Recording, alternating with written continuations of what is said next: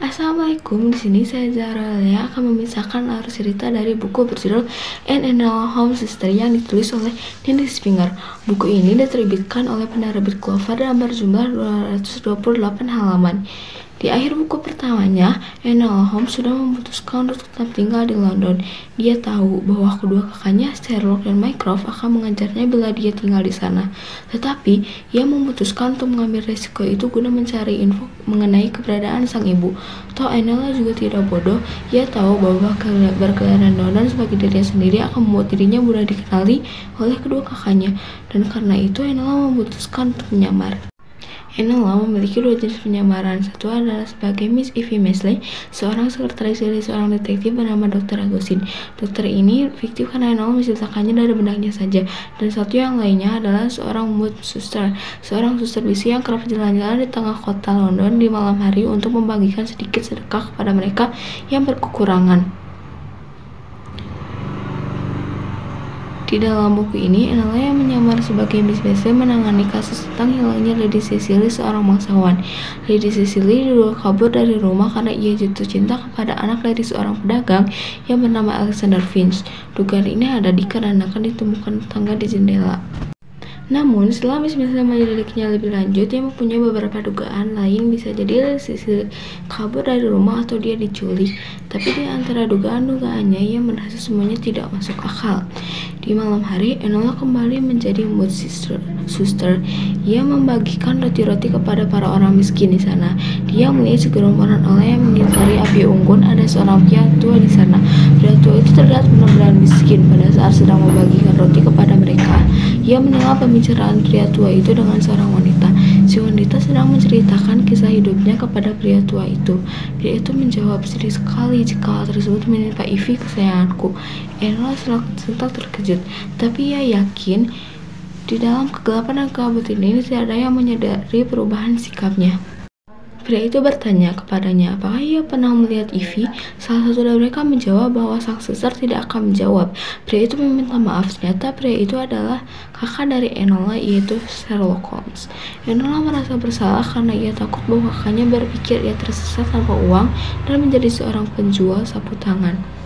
Enola kembali menyelidiki kasus hilangnya Lady Cecily. Ia memutuskan untuk bertemu dengan Alexander Finch di tokonya. Tapi sayang, saat itu Alexander sedang pergi. Dia akhirnya kembali ke toko tersebut sebagai suster jalanan. Pas sekali dia melihat Alexander sedang keluar secara diam-diam. Dia mengikutinya sampai ke tempat kumuh. Alexander menutup pintu rumah itu, lalu terlihat seorang gadis dengan pakaian kotor. Tak disangka gadis itu adalah Lady Cecily. Lady Cecily adalah seorang gadis pengemis yang berjualan dengan keranjangnya.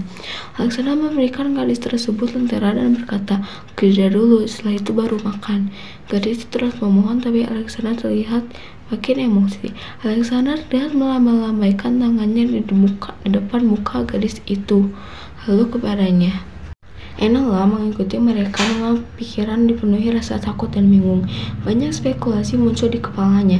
Singkat cerita, Enola menghampiri Lady Cecily yang mengajaknya kabur. Setelah kabur dan mengajak Lady Cecily berkeliling, Enola gagal membawa Lady Cecily lepas dari Alexander.